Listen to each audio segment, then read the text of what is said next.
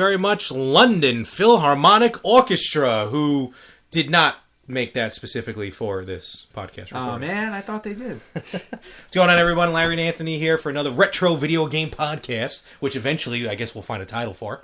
More than retro video game podcast. Why don't we just call it Larry and Anthony's Retro Video Game Podcast? Because I don't like... Sure, why not? All right, so we can do that. But patent pending. So we're on here today, folks, and thank you very much for listening, downloading. Just download the show. You can delete it later. We just want to get the numbers. Pretty much, again, what all this always comes about is just kind of just BSing on the side. And last time we spoke, you mentioned the Virtual Boy. Last time we were podcasting. Yes, that wonderful system that only you purchased. Yes, me and 15 other people. And by God, I still have 4 games for it. But so sad. It made us wonder. I mean, look, all right, fine. The Virtual Boy was a complete dismal disaster. Yes, it was. And it lasted less than a year. So kind of made you wonder... What other... Not every video game system is an Xbox or a PlayStation, as far as success. There's been a few game systems, both big and small, that really have not even barely had a cup of coffee in the business. Pretty much, yeah. So, and, I mean, there's, I'm sure, too many to name, too many to think about. Some which you think didn't last long, but actually lasted longer than you thought it would. We'll talk about those too. Yeah, and right off the bat, what is besides the Virtual Boy, what are just some marketing disasters that you can think of that just came out? Even something that you thought was going to be fantastic, and when you played it, it was just absolute garbage. Oh, well, well, I guess the first one I can come up with is the Sega CD. I remember when that came out because that was actually the first, at least to my knowledge, the first video game system that became available where you can actually play games on a CD. Reasonably priced. Right, exactly. And I was really excited about it because it was like, oh, it's an extension to your Genesis, and the Genesis was such an awesome system.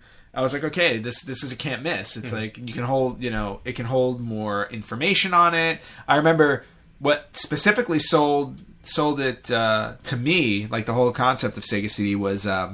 not Dana Plato in that awful game Night Trap. Yeah, that game Night Trap where... but it was WWF Rage in the Cage. Now, I've been a big wrestling fan my whole life, and when I found out that this game was coming out, and it had, at that point, it had 20 playable characters. Now, 20 playable characters in a video game back then was ridiculous, because at the time, Super Nintendo and Genesis had... WWF Royal Rumble, Super WrestleMania, Raw, which only held 12. Yeah. This one had 20. And not only did it have 20 superstars, it had their entrance music in it. Which is big time. Right. And it also, I believe, if I remember correctly, had a video intro, which was for the first time ever, which was unprecedented. Yeah. So that sold me on the Sega CD right away. And then I got it, hooked it up to my Genesis, came with a game called Sewer Shark. Yes! 6, 9er, 4. Right, which was basically a memory game, so you can turn through it. I actually really enjoyed that game too, even though it was even though you can beat it in about 25 minutes. Yep. Fun game, but the system overall was just it really was the Genesis. I mean, most of the decent games on there, they had Genesis graphics. Sonic CD. Yeah, Sonic CD, which was an amazing game. Yeah. Like Rage in the Cage, like I mentioned. And then outside of that, I mean, everything else on it was just kind of mediocre. I think what happened was, for the time, when did that come out? 91? Somewhere around there. 92, maybe? Trying to remember, because I remember I saw it. I got it for Christmas. I remember I accidentally saw it being wrapped. Is that when you found out there was no Santa? I don't know what you're talking about. But I remember, whenever it was early 90s, no matter what, bottom line, it was early 90s. And I think what happened was back then, because of the whole CD thing, I think they were trying to push the video, the live action video. It was 92. 92, okay. Yep. Like Sewer Shark, like Night Trap. I know there's a couple, and there's a handful of games that you can list. I still have Mighty Morphin Power Rangers for Sega CD. It was, but that was a regular... Wait, was that live action? It was... What they did with the game was, it was 5 episodes from the first season of the show. Okay.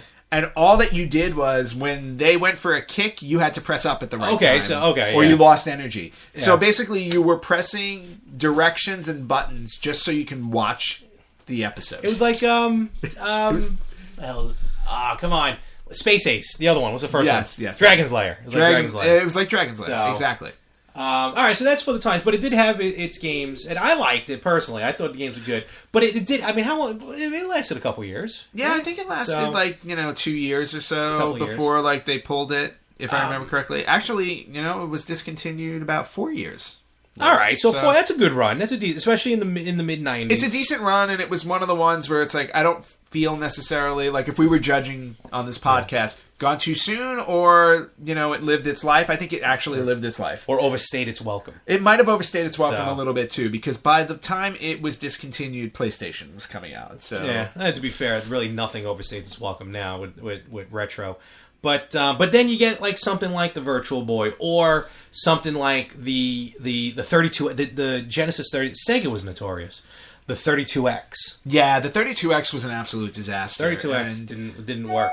First of all, it's working off of I'm still trying to figure out how the 32X can run off of the Genesis platform and still supposed to boost the graphics up to 32-bit. You would think it'd be a whole new system. All it was just an add-on that you just plopped on top of the Genesis. Well, I think what it was is it was just I almost equated it to you're just adding another 16 bits to it. Pretty much it.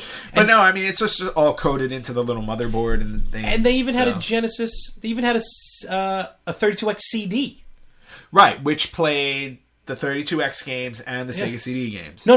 It was it was like souped up CD games. Oh, well, which I think you still played on the Sega CD. So I don't understand how that worked. Well, I think Sega maybe at that point was just really marveling in how great their Genesis was and was trying to make as much money as possible. The Sega 32X was a disaster. I bought it years later. Oh, did you? Years later. I didn't buy it new. I bought it years later from Funkoland because again, WWF will always be they'll be my undoing. I bought it specifically just so I can play the one extra character in Raw, and it was such a waste of money. Good old Quang. Yes.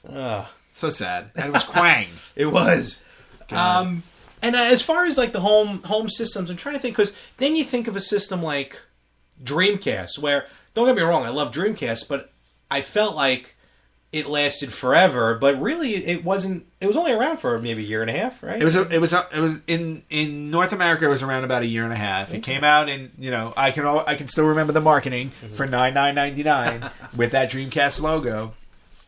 And then they pulled the plug in March of 2001. That's a system I think was definitely gone too soon, because to be honest with you, I thought the graphics were great. Dreamcast was also the first system at that point that had an online component to it. Yeah. I know. Well, you had that. Well, Nintendo tried to do that, and you had that. What was that thing that it was called? Not the Sega Channel. It was something. It only it worked for 2 games: Mortal Kombat and NBA Jam. You're able to. I remember that. I forgot what it was too. But Dreamcast was the first one to actually sport. It had the Ethernet cable in it, so that you were able to go online and play games, which I never did. Yeah. And you know what? To this day, I still have my Dreamcast, and Sonic Adventure was by far and away my favorite Sonic game. That was period. Game. It was an amazing game. Space Channel 5 was one of those first music related games that was actually kind of fun. I also had a Michael Jackson cameo on top of it. But the problem with the Dreamcast is they just could not get third party rights. And that essentially doomed them, because there just wasn't a variety of games, so people didn't buy the system, which is what and also Dreamcast is the last system Sega ever put out. Yeah, no, true. And you think it worked, because Dreamcast was really the first system I remember to have equal arcade quality graphics. Yeah. Just spitting straight off the motherboard, straight onto a disc. Oh, yeah, I remember playing Crazy Taxi. Mm-hmm. It was anything beyond what I saw, because it felt like a true arcade game. It was beautiful. It was clean. Mm-hmm. It was smooth. I played Resident Evil Code Veronica on there. Yes. And I believe at that point, and it may still be true, I don't think it ever made... I think Code Veronica was only made for the Dreamcast. Eventually re-released it, but they re-released it, but originally, it was specifically just for the Dreamcast, and that game was fantastic. Mm-hmm. Absolutely loved it. Yeah, and I'm really sorry that Sega wound up going out of the console business because of the failure of the Dreamcast, because I think it had the capability to be a success. Third parties did not agree with that. Yeah. Well, neither did Sony or Microsoft. I guess it's better. I mean, they're still making games, so it's not bad. It's kind of weird to finally see Sonic like cross over to like Nintendo, especially from Nintendo, because Microsoft, Sony, they came later, but like Sega and Nintendo, they were the rivals, and to see now Sonic and Tails and all them on a Nintendo platform, like the winter games and all that, it's just kind of funny. Well, the perfect home for Sonic is Nintendo. Like I mean, I can see Sonic living on Xbox or PlayStation, but I mean, they just fit in so well with the Mario universe and stuff like that. So. And then, there's some other systems out there. Now, I think we all remember the Atari Jaguar, which in itself stunk, but it lasted. Well, the funny thing is, they touted that as the first 64-bit system, but it was actually 16-bit graphics on a 64-bit background or something of that nature. They definitely fudged it. They finagled it. Yeah, they definitely fudged it. So for that reason alone, then again, I never bought it, thankfully. No, neither did I, no. And for that reason alone, I'm happy it did not survive. Now, it didn't survive, but it lasted a little while. It lasted like 4 years. But the Jaguar CD, that did not last at all. Oh no, that was an absolute disaster. And I don't ever remember. Honestly, I don't even remember hearing about the Jaguar CD when it was new. It was only later on, just years later, and going to like trade places and everything for video games that I even discovered they made a Jaguar CD. Yeah, I mean, it was one of those weird things where it's like I don't even think it lasted a year at that point, because I think the Jaguar was already taking a dive. Yeah, it was already on its way out. And since they had already developed the Jaguar CD, they had to release it in hopes that maybe that would help with sales, and it did absolutely nothing. And then as far now, those are really kind of the big systems, because I can't think of anything else that was. Well, no, hold on, what am I talking about? Just recently, to try and counteract Microsoft and Sony, what was it? OnLive. Remember that? OnLive. It was meant to be a micro console. The whole idea was the games were in the cloud, and you just play straight off the cloud. The system itself was probably no bigger than almost like a USB flash drive. No. It was a little bit bigger, like a Roku box or an Apple TV.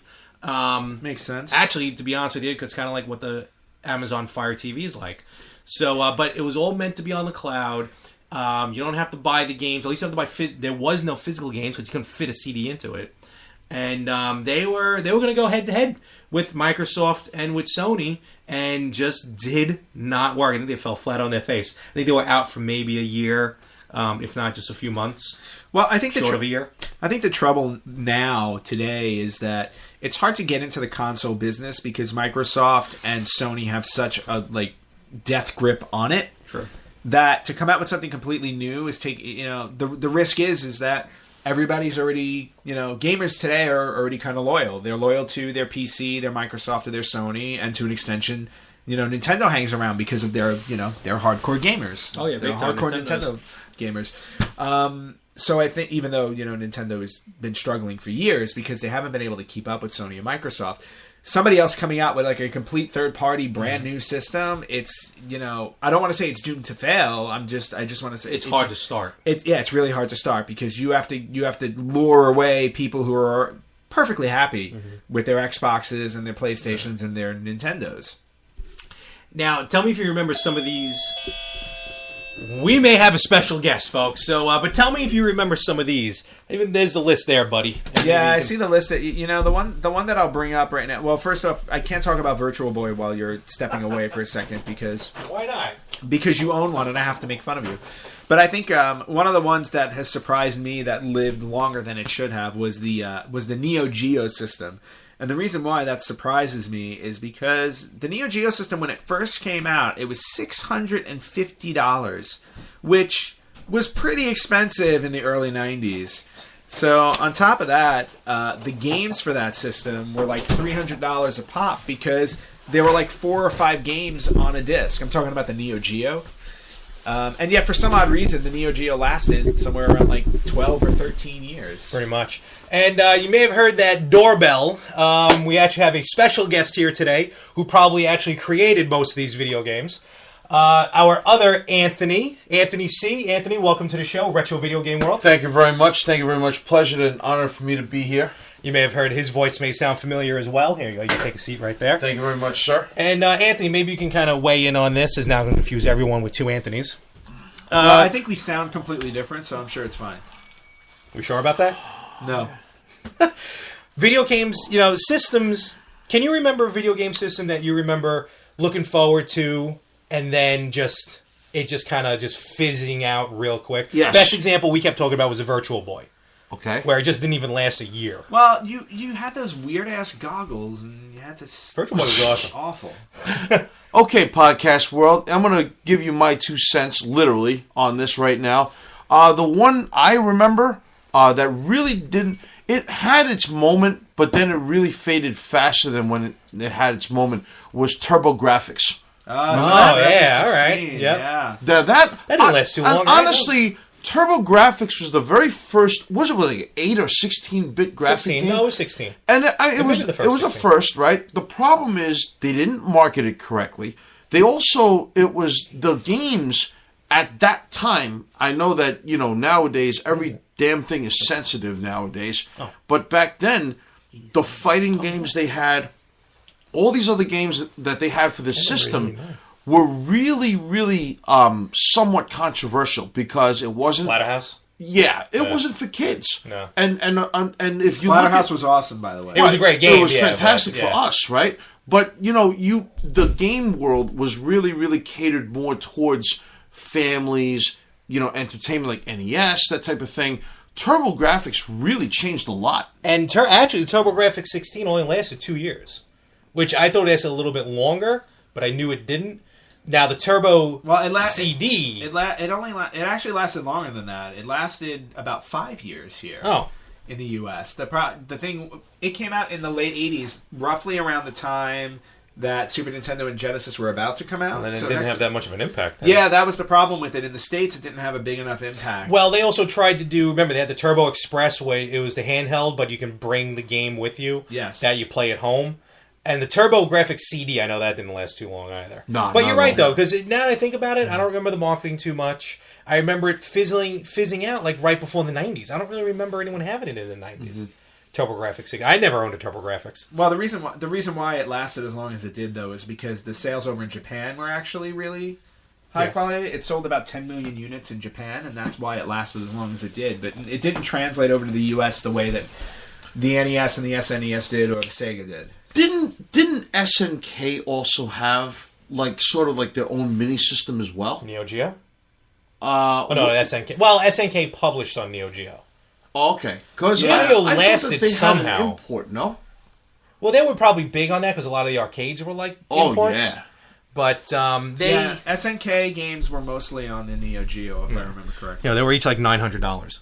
Now, tell me if you remember this. Tell me if you remember some of these if I mention it. And I don't know if you were talking about it before. You remember the N-Gage? Yes. Holy crap. The taco-shaped cell phone that also doubled as a video game system? Oh, my Lord. And even after they redesigned... All right, first of all, if you don't remember the N-Gage, look it up right now. Google it. It was a cell phone. It looked like a half moon, kind of, sort of. Or a half a circle, I should say. So the idea is perfect. It's a portable video game system. That works fine. That's also a cell phone. This probably came out... When did the cell phone craze hit? So this probably came out like 2002, 2003 maybe, the N-Gage, maybe a little bit later on. But the problem is when you talked on the N-Gage, you had to talk on it on the edge, so it looked like you held a taco to your head to actually talk to people on the cell phone part. What's wrong with having a taco on you? And then they redesigned it. It looked a little bit better, but the system itself just failed. That looked failed delicious. miserably. Funny you say that. Now let me ask you gentlemen a question now. Scenario based, okay? If, let's say, the N-Gage was updated for the way it is now, okay, with the cell phone world, with the technology that we have now, would it last? Well, they last now. It was a beautiful concept. No. Well, it's hard to say because the N-Gage would have eventually turned into something that looks like a Galaxy or an iPhone. Yeah. Okay. Well, all right. I'm not saying this in a fanboy perspective. All phones nowadays look like an iPhone. But for its time, For its it time, was very yes. revolutionary. It stunk, but it was revolutionary. Do you remember the Game.com? No. Yeah, exactly. I remember hearing of it, Yeah. but I don't remember. It was from, well, first of all, do you remember the Tiger Electronic Games? Yes, Yes. of course. Okay, so Tiger Electronic tried to make this Game.com. It was supposed to be like the first game that had a touchscreen, Yes. and it actually did go oh, online man. on their own server, but you can play other people. It was horrible. It stunk. It looked like you were using an old school PDA. So yeah, it Wow. was kind of rough to run there. This pen don't work. All you young kids nowadays don't know how good we had it back in the day. And then going back to Nintendo, now nothing will beat the Virtual Boy. Virtual Boy will always be the top of this list. But you guys are familiar with like the history. What, I've gone too soon or overstayed its welcome? Listen, I still swear by the Virtual Boy. The games were Mario Clash and Wario Land were fantastic. Yeah, if you weren't having an epileptic seizure Well, while you were the playing box damn said thing. 10% of the people in the U.S. would not be able to see the 3D and may get into an epileptic seizure. Well, exactly, and right That's there, not Nintendo's no, fault. but no, and right there was the problem with the system from the get-go, because you're automatically being told by the company you may buy this system And you it may die. Well, yes, you may die, but 10% of the people who buy the system won't be able to see the 3D. So what's the point? It's the same thing as the 3DS. No, but what's the point? But what's the point of buying it if you're not going to see it? Oh, side note, did you see the Kickstarter of the company that rigged up the game where when you get hit in the video game, it actually draws blood from you for real? What? They want to do it for like Are you kidding like blood me? banks. They hooked up. You got a real segue, not segue, just sidetrack here. I think Kickstarter took it down. Thank God. They hooked That's up just frightening. to the guy was playing Call of Duty. It hooked up to the rumble, so every time the controller rumbled, it actually pulled blood out of you, and started filling up a blood bank. And the guy, like halfway through, the guy's like, "I gotta stop." You know how many people will die? Well, again, what's going to stop it from taking Well, all of your blood? Again, it's. I'm sure the idea behind it is to for blood banks and everything like that. But yeah, it was pretty wild. I forgot what I was going. Oh yeah, so you guys familiar with the history of the Game Boy as far as how it's progressed? Game Boy, Color, Game Boy Pocket. Do you remember the Game Boy Advance Micro? Really, I've heard of it. Okay. No, I Very remember Game Boy. short I remember time. Game Boy Advance. I don't Yes, remember Game Boy Micro. Advance, and then Game Boy Advance SP, which I have my SpongeBob version right over there by the computer. But then they made Game Boy Advance Micro, or Game Boy Micro, I think they called it. Basically, it was, I actually had one around here somewhere. It was literally, You would still have it. I love I collect Game Boys, definitely. Yes, I know. You know what, now I gotta find it, now I think about it. It had maybe not even, I think the whole system was 3 inches. Wow. Yeah, it was meant to be literally portable. Put it in your pocket, go wherever you have to go. The screen was crystal clear because it was so small, but it played all the Game Boy Advance games, and that definitely didn't stay. Not because of poor sales. I think just time was coming. They moved on to the DS, and pretty much the history of the Game Boy franchise, ran its course, which was fine. It ran from '89 to whatever. So, but yeah, that's pretty much. Do you remember the Lynx? Oh The god, Atari the Atari Lynx. I Yes, forgot about the that. Lynx was crazy. Yes, yeah, the 16-bit handheld Yeah. Atari. Oh man. How about the Nomad? And then after that, I Atari remember died, the right? Nomad. The Nomad you were Well, able system-wise, yeah. Yeah, the Nomad you were able to play your actual Sega Genesis Yep, it games was a on the road portable, with you. and it was first party too. Yeah. And Sega put it out. Not to be confused with Game Gear, which was actually a really good handheld. Game Gear was awesome. Yeah, Game Gear was actually a really good Never had the system. TV attachment. I always wanted the TV attachment. Never quite got it. Yeah. So, all right, folks, we're going to wind this one here to a close. And but yeah, I'm sure there's a lot more systems out there that should have lasted and didn't, or just flopped on its way out. Pulled a Shockmaster and just did not work. And just so you know, the Virtual Boy in the U.S. lasted 8 months, Wow. 29 games in total. and it was still not. It still overstayed its welcome. Seriously. All right, well, now, folks, I'm Larry, Anthony C. Say goodbye. Later, y'all. Have a great weekend. Be safe out there. Until next time. Follow everywhere. You can especially follow me on every pretty much social media that's out there. Instagram, Facebook, Twitter, YouTube. This thing, download it. It's not called this thing. Snapchat I'm on now because that's pretty cool. More 365, MOHR 365. Tweet us what you think is a system that may have probably not overstayed its welcome or lasted too soon or whatever it's called. Be that as it said, I'm done. Good night, everybody. Have a wonderful